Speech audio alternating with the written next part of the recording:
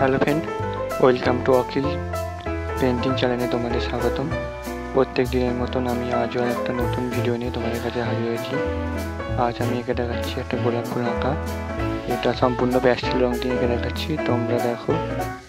আর আমার চ্যানেলে নতুন হয়ে থাকলে প্লিজ আমার চ্যানেলটা সাবস্ক্রাইব করো, লাইক করো এবং আমার সাথে থাকো, যাতে আমি আরও নতুন নতুন ভিডিও তোমাদের সাথে তুলে ধরতে পারি।